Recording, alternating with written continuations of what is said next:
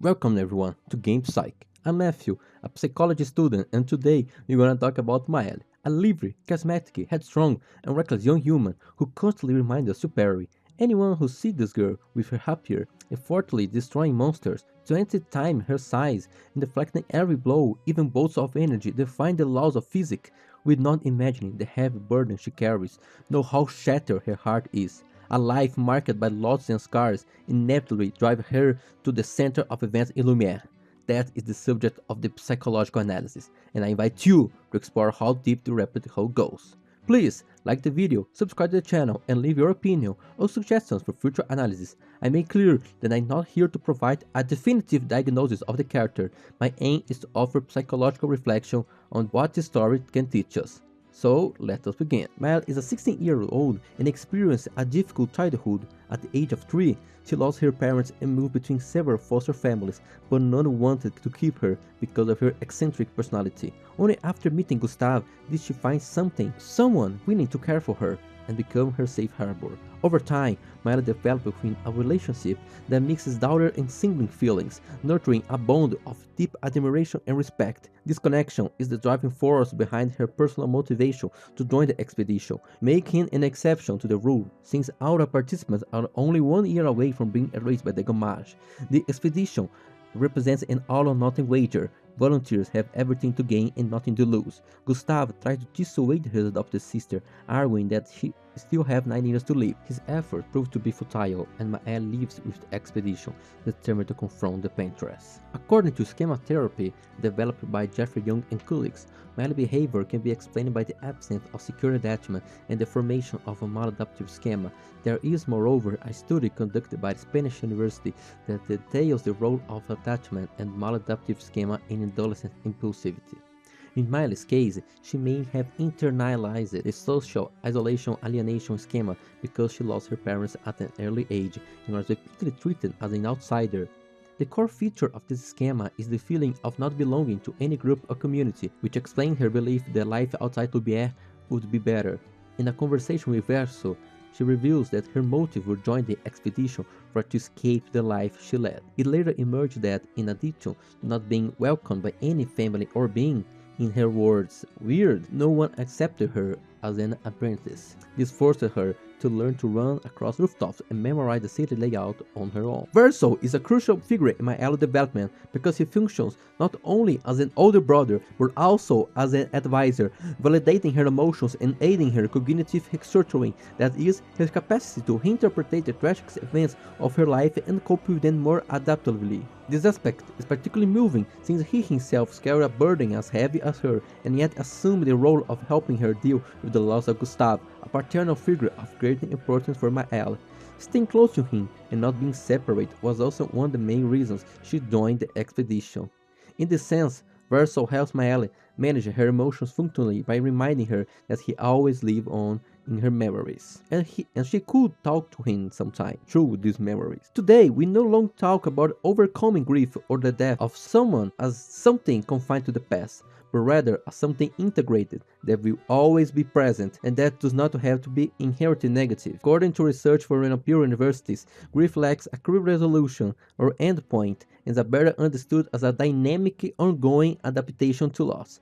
Researchers also emphasize the role of emotional regulation, taking time to experience grief and self-care. Bonanno and Burton in 2013 argued that from a psychological perspective, this risk can be described as emotional regulation, which involves both processing deep emotions and attenuating them, practicing self-care to avoid overload. Thus, the conversation with Verso with Maelle are always he help her regulating her emotions. Archetypically, he would be the mentor guiding her through this brave new world. However, Verso's self-sacrifice is a harmful pattern that leads to emotional exhaustion. The situation resembles a blade that loses its edge when used repeatedly without maintenance. Psychologically, this pattern leads to burnout syndrome, which becomes apparent at the end of the game, where Verso can no longer endure his own existence. Against this background, it's relevant to discuss Alicia, the real Maelle, so to speak. In the real world, the writers, for reasons not explained, set fire to the Sender family mansion. These tragic events lead the real Verso to sacrifice his life to save Alicia, who, although she survives, is left with severe consequences. She loses her left eye and her face is disfigured by burn scars. Devastated by this loss, her mother, Aline, seeks refuge in the canvas, where she finds the last fragment of Verso's soul. Her father, Renoir, seeing that his wife remains there for an extended period and that this is affecting her health, decides to enter as well, triggering the factory and the expedition. Amid this chaos, Clea, Alicia's older sister, asks her to enter the canvas to remove both parents. However, upon entering, Aline's chroma corrupts Alicia and causes her to embody Maelle, who is traumatized not once but twice. It's not worthy that Alicia does not experience a mental collapse similar to characters like Eren Yeager or Itadori Yuji when faced with terror events. This can be explained by the fact that when she speaks again with Verso, now in an empty Lumiere, she displays a certain optimism, as if everything will improve from that point onwards. Together with Verso, Alicia goes to find her father, Renoir, not a tyrannical, murderous figure projected by Aline, but a simple, distressed man who seems to have failed in his duty as a patriarch. Faced with this figure, Alicia attempts to bargain, which represents one of the classic stages of grief, contrasting with her relationship with Gustave and Verso. She even claims that the canvas is her new home and that nothing ties her to the real world, refusing to allow her father to destroy not only the last fragment of Verso's soul, but also her memory of him, even as he calmly explains that canvas has harmed her mother's health. This stance confirms her maladaptive schema of social isolation and alienation. Angry, Alicia summons Eskie and flees from her father. At the camp, she assembles her companion for a final expedition that will decide the canvas's future. In a brief exchange, Verso wonders whether it would not be better for Alicia simply to leave, since her family is trapped in a cycle of grief. Aline wants the real Verso back, Renoir wants his wife and daughter back, and Alicia longs for Gustave. The only way to break this cycle is to take a different course of action. Incidentally, this idealized version of Verso would make a good psychologist. There is no formula for dealing with grief, because each person experiences it uniquely. The psychology role is to guide the patient toward a functional confrontation with grief, that is, in a way that does not cause self-harm while seeking balance. Isolation, for example, can be a healthy strategy for emotion regulation, but in excess may lead to depression.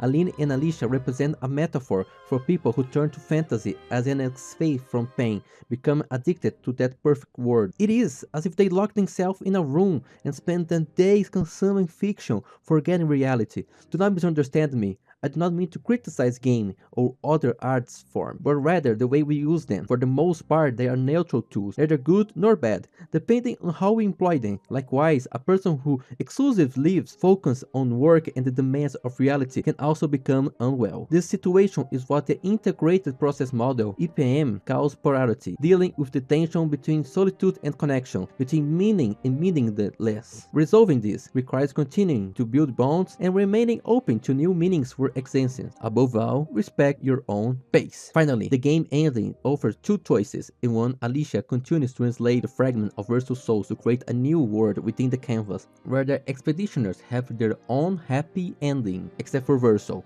Although he can age and perform in a theater, he appears morose and unhappy. Alicia's physical condition shows signs of deterioration. Curiously, the game slightly signals that is a bad ending, as the future is not colorful but black and white. In this scenario, Alicia perpetuates what her mother, Aline, did before the fracture. Narratively, it makes sense, but it clearly does not represent a psychological healthy response, because it harms her own body and dishonors Verso memory. In the other ending, the choice only gains meaning if the player has completed all optional conversations that strain their relationship with Alicia. It is as though the avatar of Verso has strained his empathy for his sister and for the last time saves her life. In reality, he already saved her from the fire. In the canvas world, Verso saves Alicia's mind by expelling her and ending the vicious cycle. Back in the real world, we see the family reunited at Verso's grave, and Alicia finally bids farewell to her brother and fellow expedition members. Once again, the developers are crafty, although the event strategy the future used is colorful. Ultimately, Claire Obscure Expedition 33 is the journey of a sister who, with the help of her brother Avatar, must learn to cope with his loss and re-engage with reality. Grief is a delicate subject,